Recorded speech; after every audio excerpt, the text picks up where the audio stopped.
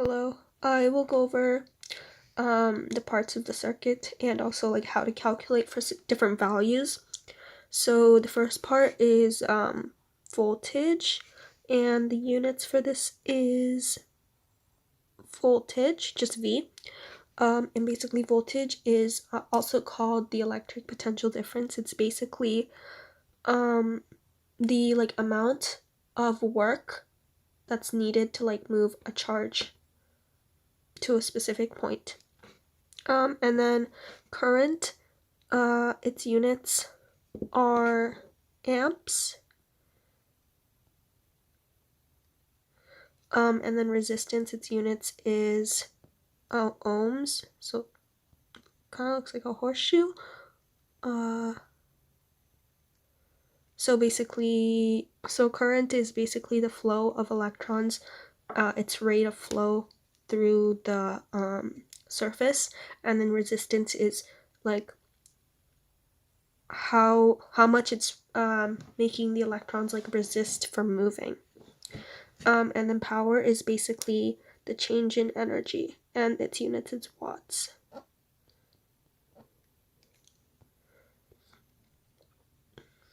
Okay, and then with all of these, we have two formulas. So voltage is equal to, the variables, for each of them, voltage is just V, current is I, it's weird, and then resistance is R. So voltage is equal to current times resistance, and power is equal to voltage times the current. Okay, there's two types of circuits. There's parallel circuits and there's series circuits. So a series circuit is, I will draw it. This is not going to be a good drawing because I'm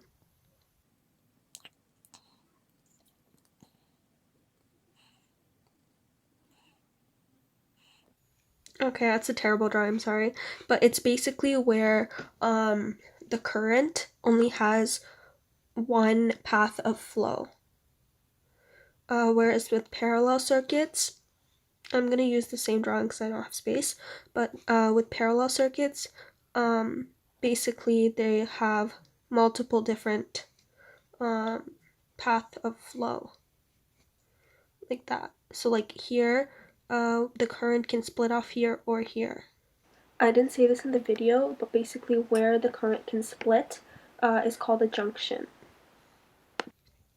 So there are actually two laws, Kirchhoff's current law and Kirchhoff's voltage law. Basically, with current law, it states that like the current in a circuit actually stays the same throughout the whole circuit. Yeah, and then with and then with voltage law, basically you start off with a certain amount of voltage. By the end, your resources have used up all the voltages. And then there's also a loop rule where basically the voltage in a loop by the end should equal to 0. I'll explain with my example later on, but that's basically like the parts of a circuit and the two laws. Okay, so I have an example here. So when I was talking about voltage, I'm going to just briefly explain it. So you can see that there's actually 3 different loops in this circuit. So there's one where it can go like this. There's one right there. There's another one where you can start here and go like this. And there's another one where you can go like this. So these are 3 different loops, and basically each loop, by the end of the loop, the voltage should equal 0. So it doesn't necessarily mean that the whole circuit like adds up to like 0 voltage. It's kind of just a loop, unless it's a series circuit where it is the whole loop because there's only one loop. Okay. Okay, so we can see, I wrote down the equation here, so we can look at that.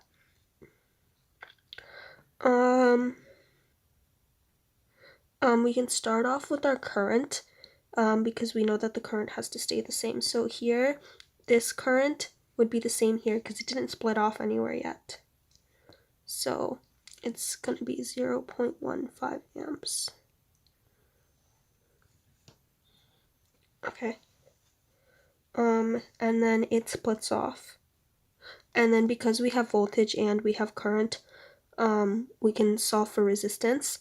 So resistance is just going to be equal to voltage divided by current. So 3 divided by 0.15, which is 20 ohms, sorry.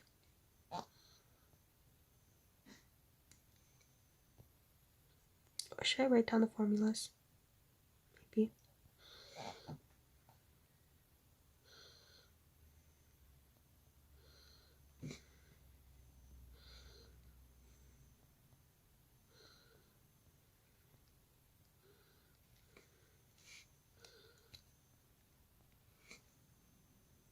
Okay, so we're done with that. Oh, and then I guess a side note can be, so we already have the amps for this section. So the side note can be that these two sections, these two, their current should add up to 1.1. It's just so that our calculation can be easier later on. Okay. Oh, okay. And then because we know that, that means the current that's exiting here is going to be equal to 0.1, and then that means this current right here is going to be 0.1.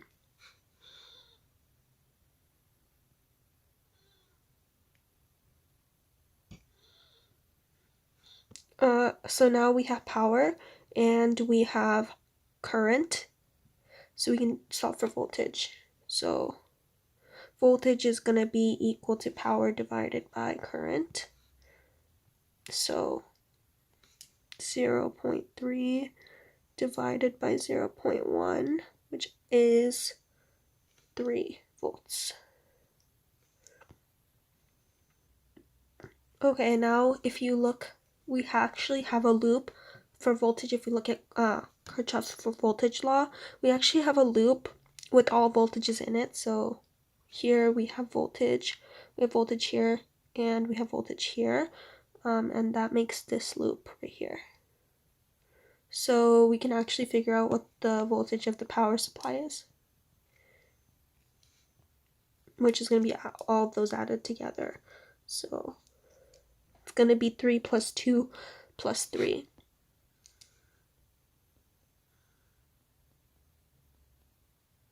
Which is going to be equal to 6.7 volts.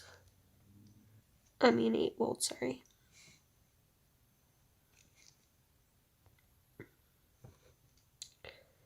And then because we have voltage and we have current, we can solve for the power.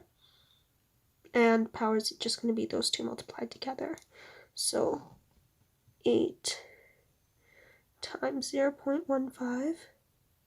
And that should give us 1.2 watts.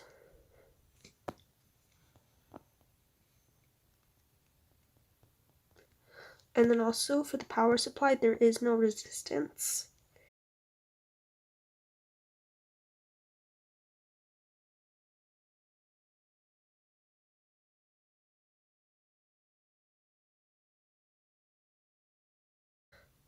And then now we can actually see that there's another loop. We said that there was actually this loop as well, right? So we can use Kirchhoff's voltage law again and figure out how much voltage is here. So the amount of voltage here is going to be the total amount, which is 8 voltage, minus the voltage that's here, which is 3.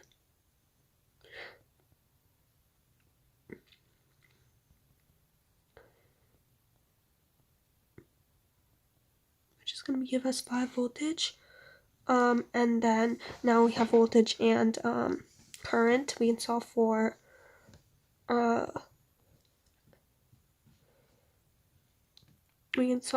resistance, and we can solve for power. So I'm going to do resistance first. So it's going to be voltage divided by current. So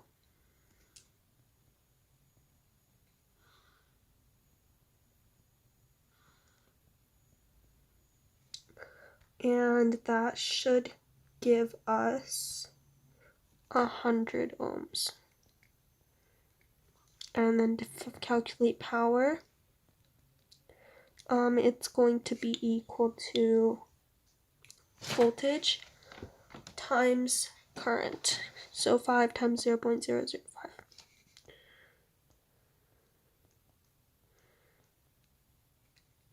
Which is going to be equal to 0.25 watts.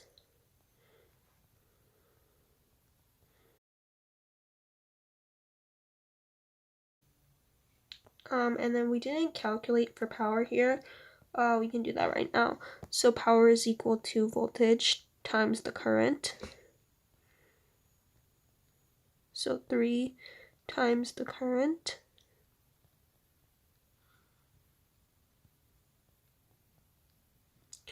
And this should equal to 0.45 watts.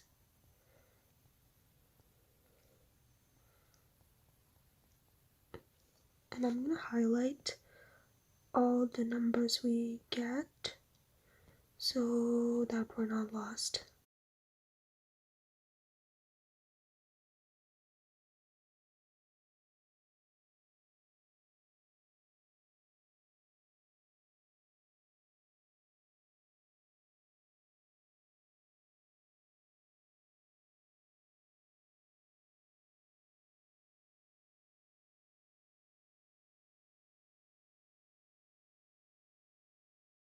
We can actually solve for resistance here too.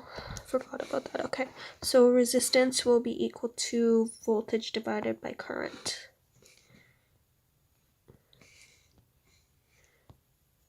And so 3 divided by 0.1.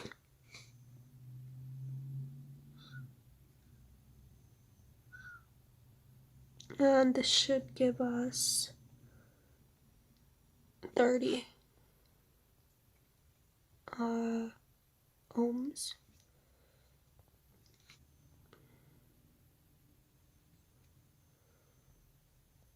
Okay. So the only thing we're missing is information about these two things.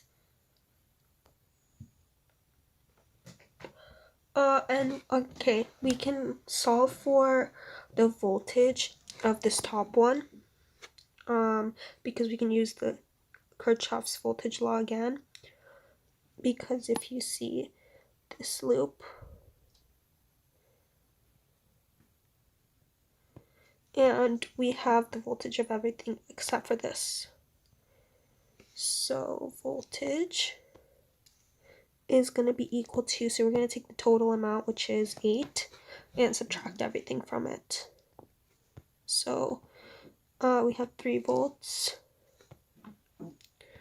and then we also have another 3 volts.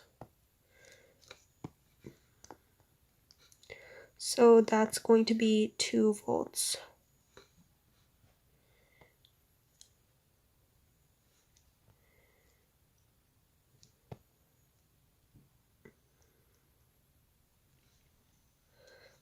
And then now we have resistance, and we have voltage, so we can solve for current.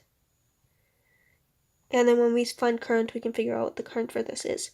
So V divided by I. So 2 divided by 25.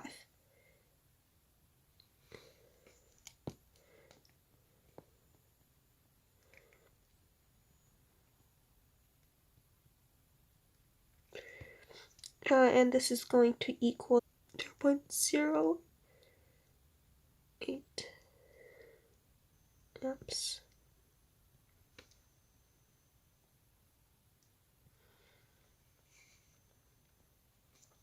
Okay, and then now, because this is equal to 0.08, then we know that this is going to be 0.02, because that has to add up to this. So, I is going to equal to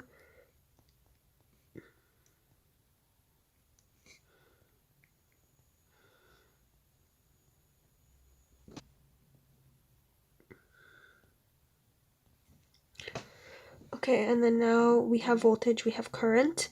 We can solve for resistance, so it would be, we have voltage, we have current, so V divided by I, so 2 divided by 0.02.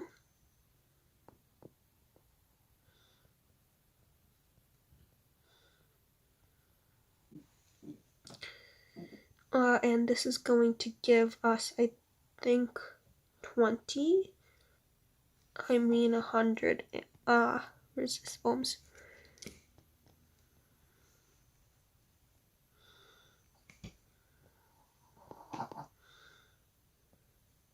Okay, and then now we can solve for power, which is going to be equal to voltage times the current. So 2 times the current, which was 0.02. And that is 0.04 watts. This is really messy, I'm sorry. And then now we got everything on this side. The final thing we need now is power for this question, this section. So power is going to equal to, I'm going to do it in here. Power is equal to the voltage, what's the voltage? 2 times the current, what's the current? The current is 0.08. And this is going to equal to 0.16 amps. Oh, no, sorry, watts.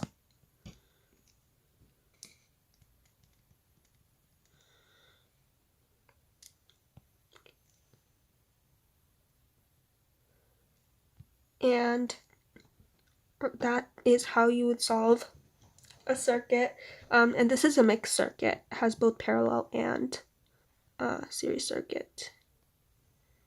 And that's how you would solve a question like that.